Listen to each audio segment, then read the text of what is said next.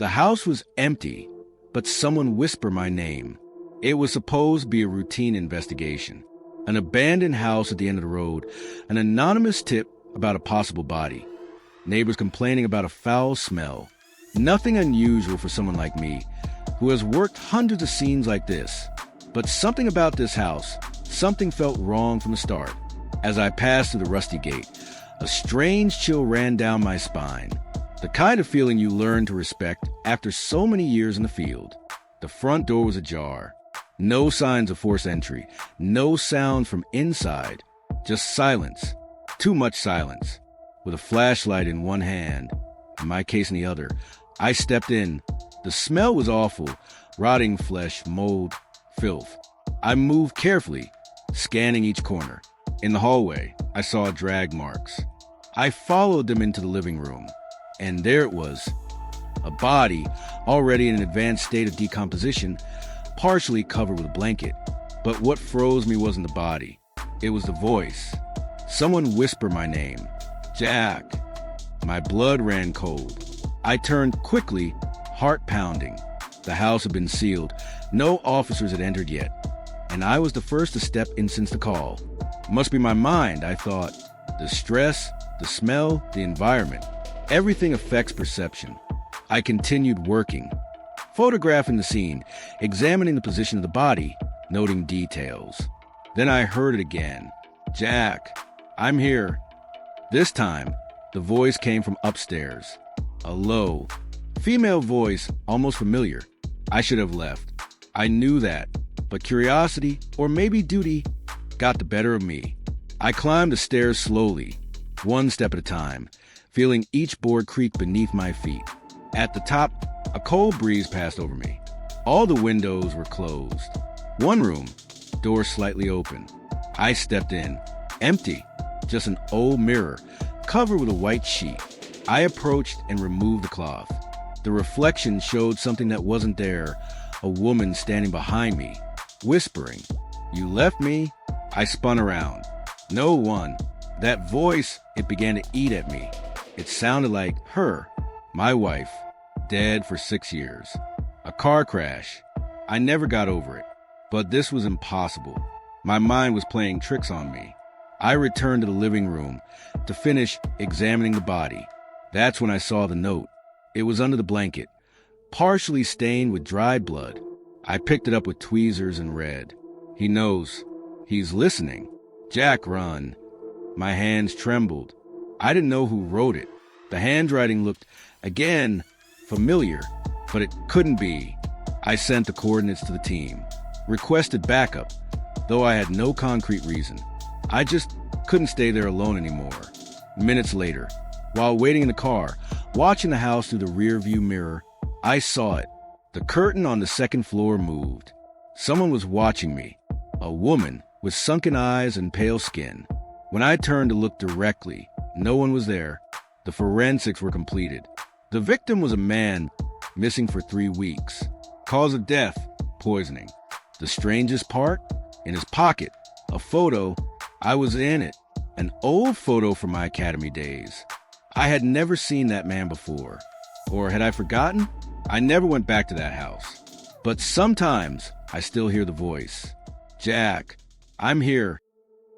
The dead man's watch marked the exact time of the crime. Days later, they called me in because something didn't sit right. A man was found dead in his study, sitting perfectly upright in an old leather chair, his face calm, almost serene, like he had just dozed off. At first glance, it looked like natural causes. No signs of struggle, no blood, no forced entry. Just a man in his late 50s, alone in a locked room. Heart stopped in the middle of a normal day. But it's never that simple. Not in my world. His name was Thomas Beckley. Wealthy, private, meticulous. A former watchmaker, ironically, retired early and lived alone in a massive Victorian house on the outskirts of town. The kind of place with too many rooms and too many secrets. When I arrived, the first thing I noticed wasn't the body. It was a silence. Heavy, unnatural silence. Like the house itself was holding its breath. The study was pristine. Not a single thing out of place. Books arranged by color and size. tools aligned perfectly on the desk. The only thing that drew my eye was the antique pocket watch on the side table next to him. Gold casing, engraved initials. It wasn't ticking. I picked it up with gloved hands. The hands were frozen at 3:17. I noted in my report, time of death? Likely sometime late afternoon. They said, maybe 3:15, 3:30. But that wasn't the strange part. The watch had been broken. According to his niece, who found the body, it hadn't worked in years. Just a keepsake.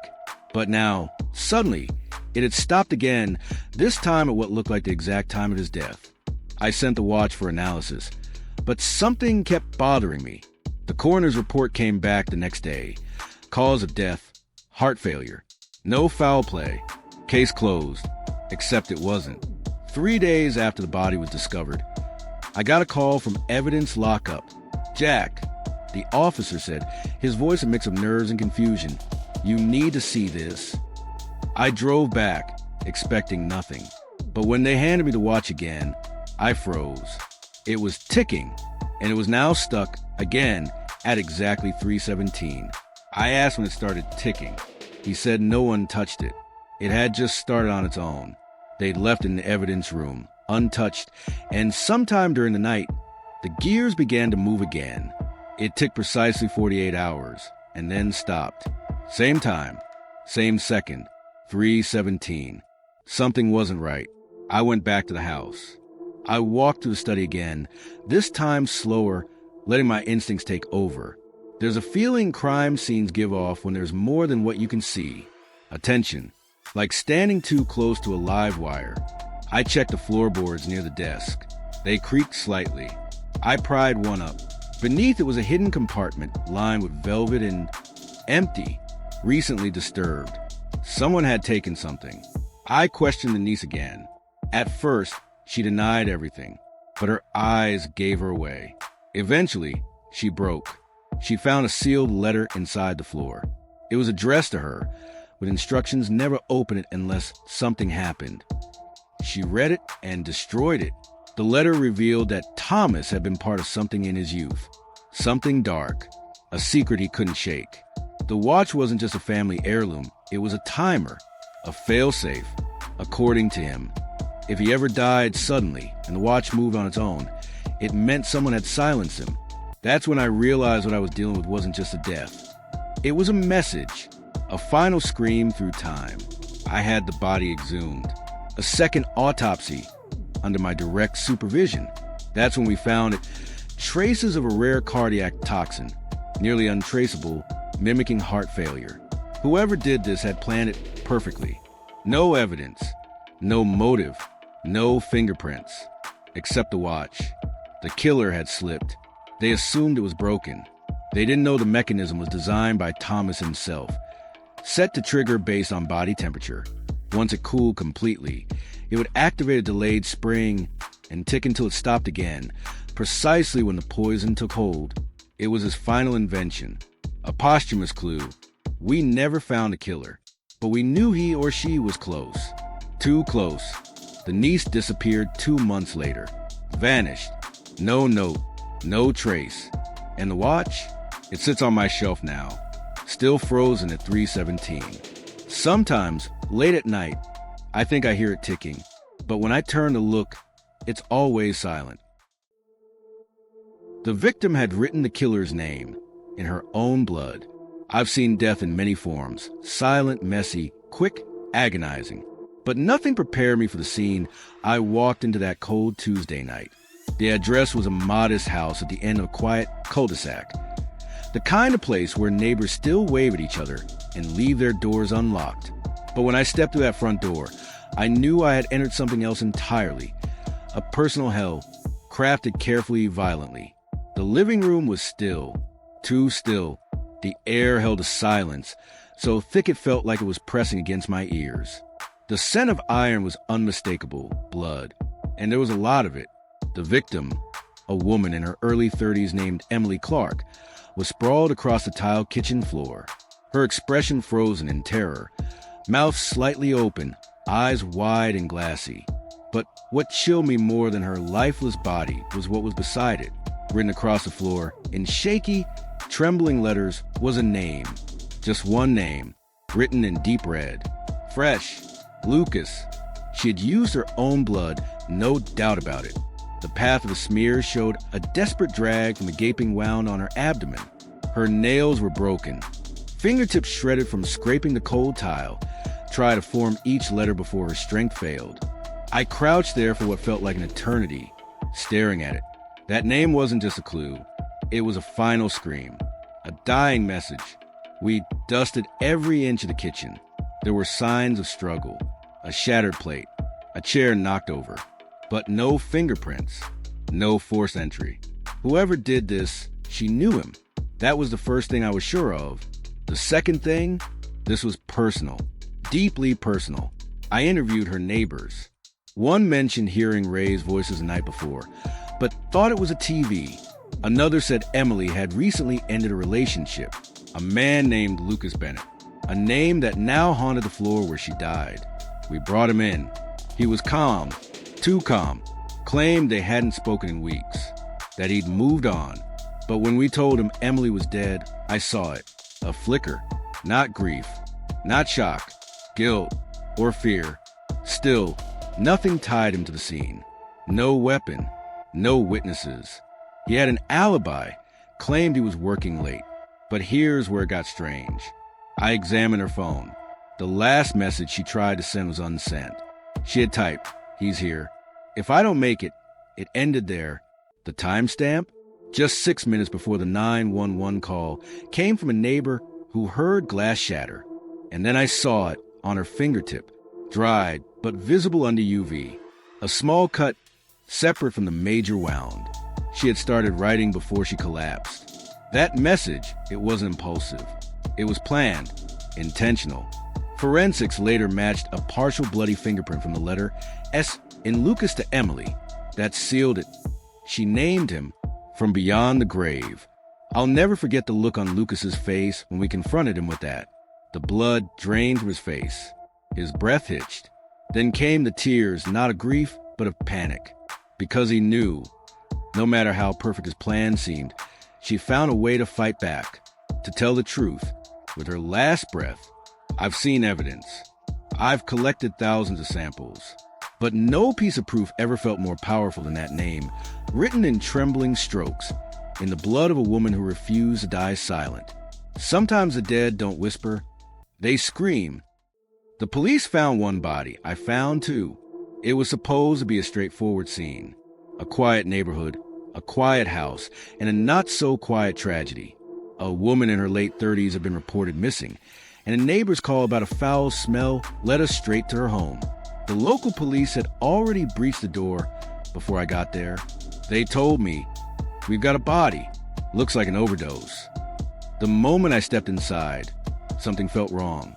Not in a mystical sense, but that gut-deep feeling only years of crime scenes can sharpen. The kind that whispers to you when the story being told doesn't match the silence left behind. The body was in the bathroom. Female, slumped in the tub, skin pale and bloated. Pills on the floor, a half-empty wine bottle on the sink. Classic staging. The officers were already discussing paperwork when I started my sweep.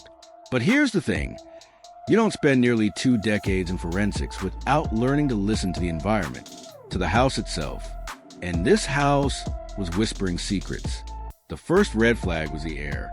The smell was too strong for just one body, even in summer heat. I followed it, room by room, checking ventilation, plumbing, walls. That's when I noticed something odd in the back bedroom. An old wooden wardrobe, bolted to the floor. Why bolt a wardrobe? I asked the officers, but no one had opened it. I unscrewed the bolts.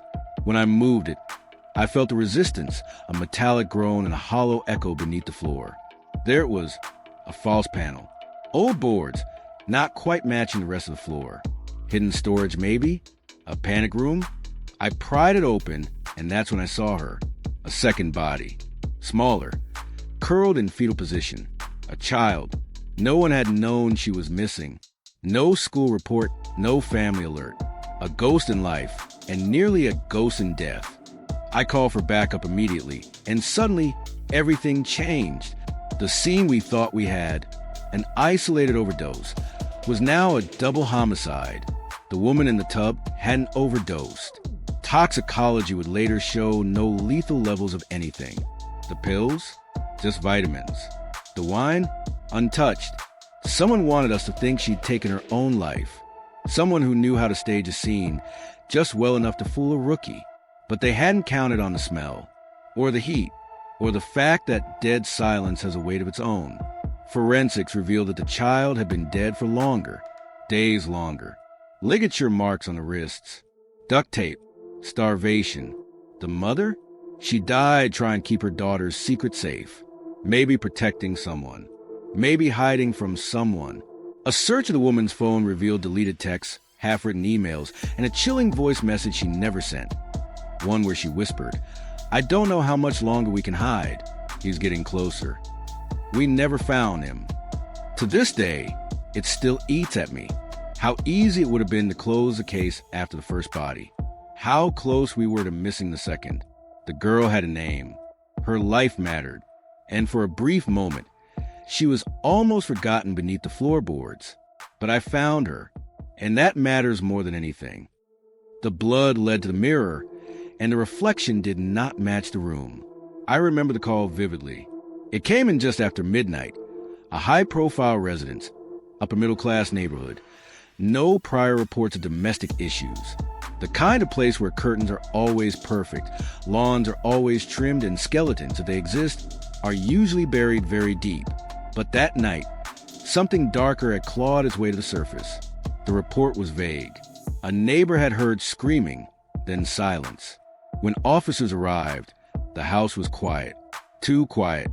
No forced entry, no broken glass, but blood. There was blood. When I arrived on scene, the living room lights were dimmed to a soft amber hue, flickering slightly from a damaged lamp in the corner.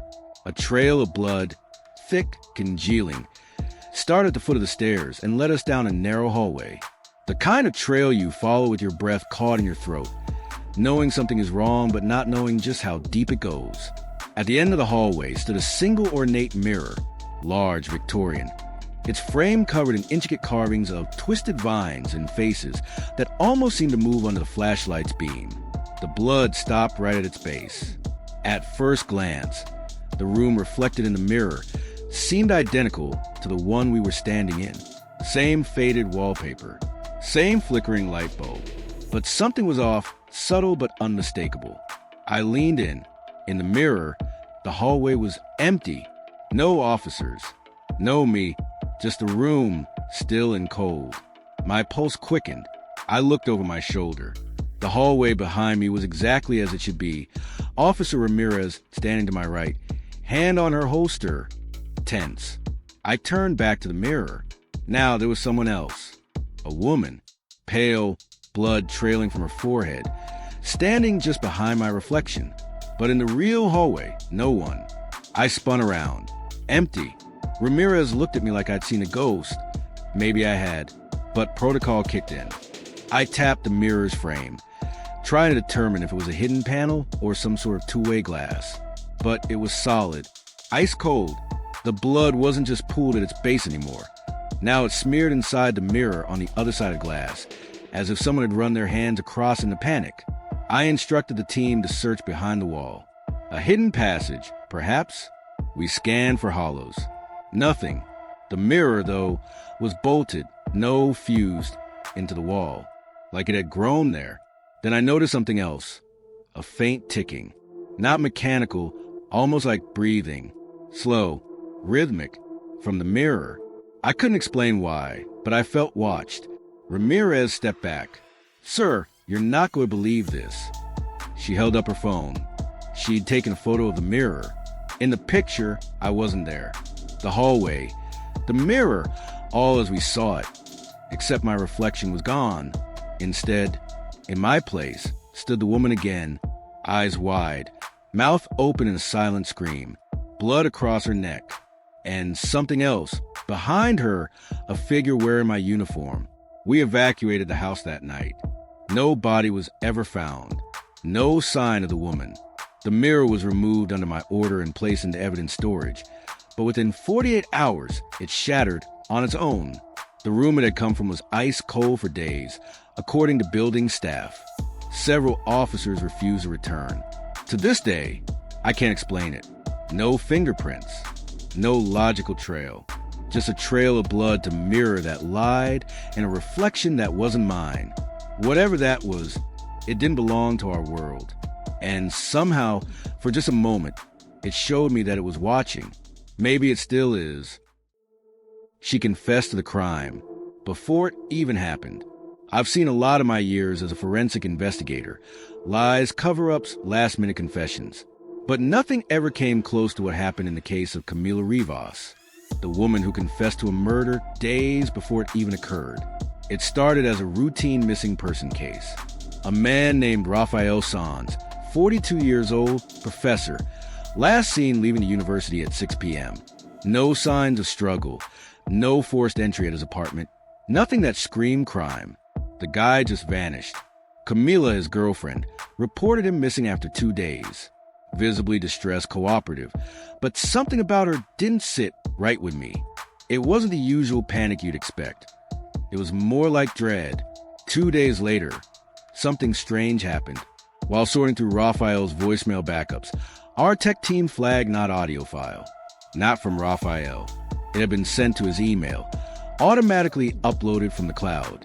The voice was unmistakably Camila's. In the recording, she said, "By the time you hear this, I'll be gone. But I need you to understand why I did it. I didn't have a choice. You pushed me too far, Raphael." The timestamp on the audio, 2 days before Raphael disappeared. We confronted Camila with it. Her response? She broke down, sobbing. Said it was part of therapy, that her therapist had asked her to record a letting go letter to help release her anger. She never meant it. Never thought anyone would hear it. It was plausible, maybe even true, but I've been doing this too long to trust tears.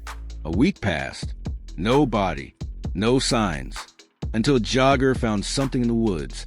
Raphael's leather satchel, covered in dried mud. Inside, his ID, university badge, and a scrap of paper with coordinates. We followed the coordinates. Deep in the forest, shallow dirt turned up a hastily dug grave. Raphael was there, dead from blunt force trauma to the head. No defensive wounds. No signs of restraint. The case turned from a disappearance to homicide. Camila was brought back in, this time with a different story. He hit me first. I panicked. I pushed him. He fell. It wasn't planned. But that didn't match the scene. Raphael hadn't fallen. The blow came from behind. Clean. Controlled. That wasn't panic. It was precision. Then, the lab report gave us our break. Traces of blood were found in the trunk of Camila's car. Small but enough. And the kicker? Surveillance footage from a gas station captured her buying gloves, bleach, and a shovel, all on the morning of Raphael's disappearance. This wasn't self-defense. This was premeditation. I kept thinking about that voice memo. That confession, recorded before she killed him. It haunted me. Why would someone document a murder they hadn't committed yet? Did she want to be caught? Was it guilt? A cry for help? Or was it something else? Digging deeper, we found another voice recording on her laptop. A rehearsal. Same confession, different words, different tone. She recorded it multiple times. Perfected it. This wasn't guilt. It was strategy. Camila knew what she was doing. She wanted to control the narrative before the crime even happened. Lay the groundwork for self-defense. A calculated emotional alibi. She crafted a confession to sound unstable, but sympathetic. In court, her defense team leaned hard into it. Said she had been emotionally abused, gaslit, driven to the edge. That the recording was her last resort. But we had the truth and the timeline. Her search history, the purchases, the mapped route to the woods. It painted a chilling picture of someone who didn't just snap. She planned, practiced, rehearsed murder like a monologue. The jury saw it too. Guilty. First-degree murder. To this day, that case stays with me. Because it flipped the script. Most people lie after a crime. Camila lied before. And sometimes the most dangerous killer isn't the one who loses control, It's the one who plans how they'll look when they do. The killer used the victim's fingerprint to simulate an alibi.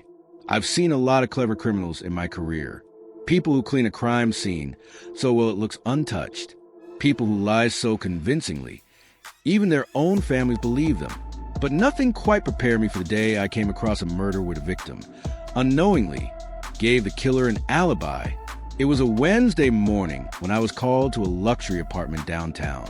The place was spotless, modern, almost sterile, except for the body lying in the middle of the living room floor.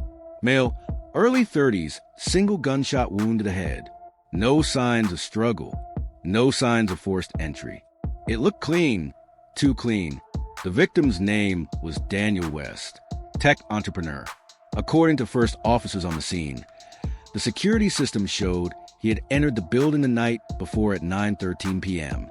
Alone, no one else on the footage. And at precisely 9:47 p.m., his smartphone logged him into a secure business account using fingerprint authentication. The official time of death? Roughly 9:50 p.m. It all seemed straightforward. No signs of robbery, no angry messages or forced doors. Maybe a suicide, maybe a tragic accident. But something kept gnawing at me. Daniel's right index finger, the one used for fingerprint logins, had an odd discoloration. I'd seen it before. When skin is tampered with after death, it tends to show signs, especially if pressure is applied. I had the coroner examine the tissue. Her conclusion was disturbing. The fingerprint had been used after the victim died, which meant someone killed him, then used his dead hand to unlock his account. Why? That's when I looked closer at the digital logs. The account he'd accessed? It was a remote session, connecting to a company server, opening up time log data. Essentially, it looked like he was working at the exact moment of death. An alibi. Someone wanted Daniel to look alive and busy at 9:47 p.m., 3 minutes before the estimated time of death. But when we pushed deeper into the metadata, we found inconsistencies. The session had originated from a different IP address, one that wasn't registered to Daniel, but to his business partner, Alan Price. Now here's the twist. Alan had an airtight alibi. Video footage showed him at a gala charity event from 8 p.m. until midnight. I even watched the live stream myself. He gave a speech at 9:30 p.m., smiled, toasted, not a bead of sweat. But when we looked closer at the live stream, something felt off. At 9:30 p.m., Alan is seen talking to someone near the camera, a man in a gray suit. I zoomed in. It was a loop, the same 15-second footage repeating. Somehow, the video feed had been tampered with before the event was streamed. The gala had been pre-recorded, then rebroadcast. Alan wasn't there. He never was. When we confronted him, he cracked, not immediately, but slowly, like wetwood under pressure. His motive? Daniel was about to expose financial fraud inside the company. Alan had been siphoning money for years.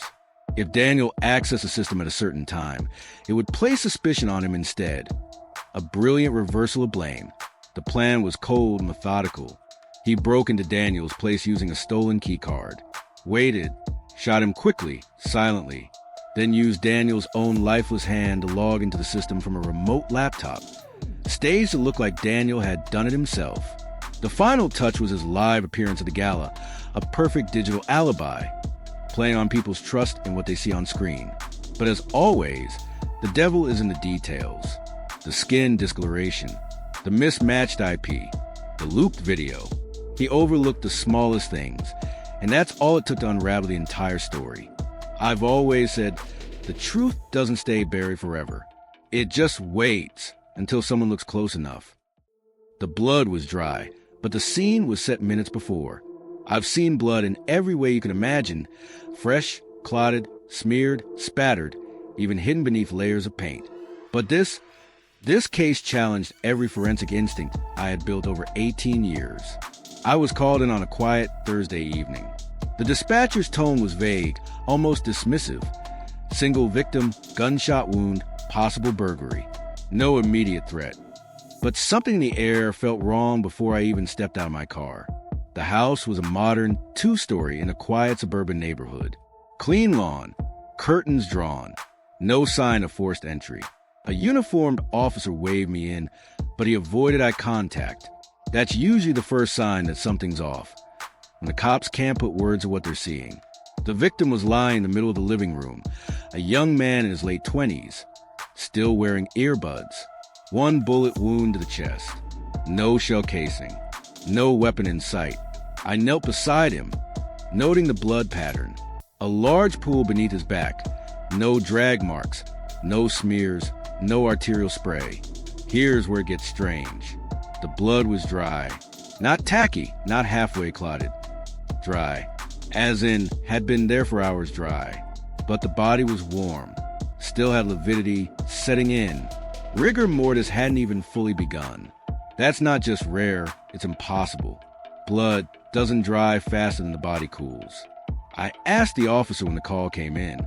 About 14 minutes ago, he said. And when was the scene secured? 8 minutes after the call.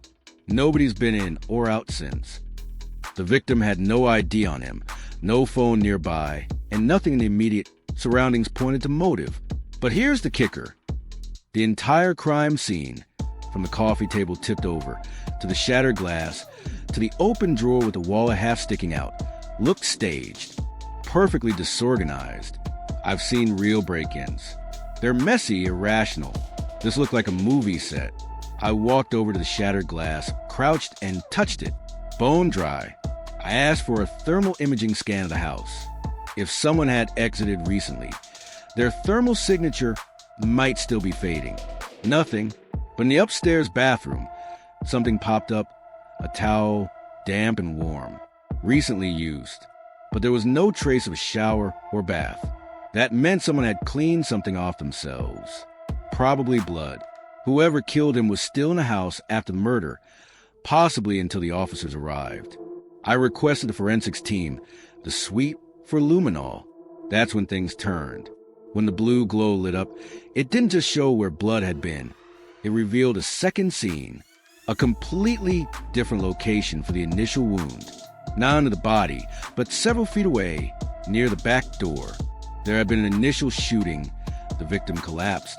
And then what? Moved? But again, no drag marks. No smears. Just clean, dry blood and a repositioned corpse. I started suspecting a refrigeration method. Blood can dry faster when cooled, then reheated subtly to mimic a fresh scene. I sent the body for internal temperature readings, and bingo! The core body temperature was artificially manipulated, slightly cooled, then allowed to normalize. The killer had access to advanced refrigeration, not commercial, not something in a house. Lab-level precision. Who has access to that kind of equipment? Turns out, the victim did. The young man worked for a biotech lab specializing in organ preservation. He had access to cryo units and deep freezing tech. It all started to line up. Back at the lab, we checked his access logs. One of the freezers had been unlocked during the hour before the murder call. Surveillance footage showed no one entering. But we spotted something else. The lab coat of a woman who had recently been fired for theft and falsifying data. Her name was Amanda Rios. Former lab tech. Brilliant, unstable. Fired after being caught trying to replicate her supervisor's login credentials. Her motive? Revenge. And the victim? He was the one who reported her. We tracked her down 2 days later. She was hiding in a motel on the edge of town, with a duffel bag full of burner phones, lab equipment, and a journal, detailing every step of her plan. She had broken into the lab, stolen a mobile cooler, ambushed the victim at his home, shot him, refrigerated his body in the mobile unit, cleaned herself up in his bathroom, set the scene like a robbery, and then waited. She delayed the call to 911 by hours, using a device to spoof the timestamp, making it look like the crime had just occurred. She wanted the timeline confused, the evidence staggered. She wanted us chasing shadows. But science doesn't lie. Blood dries when it dries. And no amount of theatrics or cleverness can outweed the laws of decay. In the end, she confessed during interrogation, said she wanted to see if she could manipulate time through crime. Her words, not mine. It wasn't just murder. It was a performance. And I was the first unwilling member of her audience. The victim was a killer, and he was trying to cover his tracks. I've seen some strange cases in my career, but none quite like this one. It was a Sunday afternoon when the call came in. A man had been found unconscious in his apartment, a knife wound in his side, blood all over the floor, and signs of a struggle. He was rushed to the hospital and miraculously survived. Barely. From the start, the scene looked like a classic break-in gone wrong. The apartment was a mess. Drawers yanked out, closet doors open, a shattered vase on the floor. The victim's name was Daniel Morris, mid-30s, clean record, software engineer. No enemies on paper. But something about the whole thing felt off. Too chaotic, too staged. Daniel had supposedly woken up in a pool of his own blood, alone. He told detectives that he remembered hearing a noise in the middle of the night, going to check it out, and then nothing. Next thing, he's in the hospital. Now, here's the thing. When I walked to the crime scene, I noticed something that didn't make sense. The blood splatter patterns didn't match the trajectory of a struggle. The spatter was vertical, consistent with a self-inflicted stab wound standing still, not in motion. And the knife, it had been wiped clean. Not thoroughly, but enough to remove fingerprints. There was no evidence of forced entry. The door lock wasn't picked. No windows broken. And despite the state of the apartment, nothing of value was missing. Not even his wallet, which was on the kitchen counter. We dug into the security cameras of the building. One camera in the hallway showed only Daniel entering his apartment the night of the attack. No one else. No intruder. No shadow. No blurred figure slipping in. Just him. It took a while, but when we examined his computer, the facade cracked. Hidden in a folder disguised as tax documents, we found something chilling, a journal, and in it, detailed descriptions of how Daniel had been embezzling funds from the tech company he worked for. Millions. Quietly over 3 years. But it didn't stop there. One entry, dated a week before the attack, read, "If anyone finds out, I'll lose everything. But if they think I was targeted, I might survive this." That changed everything. We went back to the crime scene. A second, deeper analysis revealed something we missed. The blood pattern on the shirt he'd been wearing didn't match the wound. It had been placed after he was already bleeding. Staged. He dressed himself in the blood-soaked clothes to make it look like he was attacked in the moment. His own DNA under the fingernails. No sign of defensive wounds. He had stabbed himself. It was calculated. Desperate, he wanted to play the victim, get public sympathy, maybe even gain legal leniency if things with the fraud case went south. He wanted people to see him as a man who had been targeted, hunted, a pawn, not the mastermind. But it unraveled because of one thing, his ego. He had to write it down, to record how clever he thought he was. And that's what exposed him. When confronted, Daniel didn't deny it. He broke down in tears, said he thought he had time, that the attack would buy him weeks, maybe months, to clean up what he could before the truth came out. He was wrong. That case taught me something valuable. Sometimes, the most dangerous criminals aren't the ones hiding in the shadows. They're the ones lying in a hospital bed, wearing the mask of a victim, and hoping you never look close enough to see the truth underneath. The murder weapon was in plain sight the whole time, but no one saw it. It was a sunny Tuesday morning when I was called to a scene that, à première vue, seemed strangely mundane for a homicide. A quiet residential neighborhood, middle class, clean streets, not the kind of place that usually made its way into my reports. The victim was a man in his early 40s, Arthur Lemoyne, found dead in his home office. The initial call was for a suspected heart attack. No forced entry, no blood, no signs of struggle. I've been doing this job long enough to know when something didn't sit right. And that scene, it felt too tidy. Arthur was slumped over his desk, face down, glasses slightly askew. His right hand was stretched toward a drawer, left hand flat on the desk next to a closed laptop. No defensive wounds. No signs of a break-in. His wife, Teresa, had found him when she returned from dropping their daughter at school. She was hysterical, understandably so. The paramedics who arrived first assumed natural causes. Heart failure. But as I scanned the room, something in my gut told me it wasn't that simple. I've always believed crime scenes talk to you, if you know how to listen. And this one was whispering. The autopsy confirmed my instinct. Arthur had been poisoned. Specifically, he'd been exposed to ricin, a slow-acting, highly lethal toxin that doesn't leave much of a trace if you're not looking for it. That changed everything. Now we were hunting a murderer. Back at the crime scene, I combed through every drawer, every shelf. His office was immaculate, almost too neat. I studied the books, the desk, the chair, even the family pictures on the wall. But nothing jumped out. No syringes, no contaminated food or drink, no puncture wounds. The poison had been delivered subtly, in a way that wouldn't raise alarms. So I started digging into Arthur's life. Finance manager, married for 15 years, no known enemies. By all accounts, a quiet man. But the deeper I looked, the more cracks appeared. An extramarital affair, a recent life insurance policy, and a curious Google search history on his home computer. Undetectable poisons, ricin symptoms, and oddly, vintage pens. That last search stuck with me. Why would someone researching poisons suddenly be interested in vintage pens? It clicked. I rushed back to the scene. The office had already been processed, cataloged, and released to the family, but I requested access again. I needed to look at that desk one more time. And there it was, right in front of me the whole time. A sleek, old-fashioned fountain pen sitting in a leather holder next to the laptop. We'd seen it in the initial walkthrough, photographed it, logged it, but no one gave a second thought. It looked like a normal pen, elegant, decorative, out of place only in hindsight. I picked it up carefully with gloves, unscrewed the barrel. Inside, instead of ink, was a makeshift syringe chamber. The ricin had been placed inside the pen, and a microscopic needle had been engineered into the writing tip. Every time Arthur clicked the pen, a microdose would pierce his skin. It wouldn't have even felt like a sting. But over time, lethal. The kicker? It was his own pen.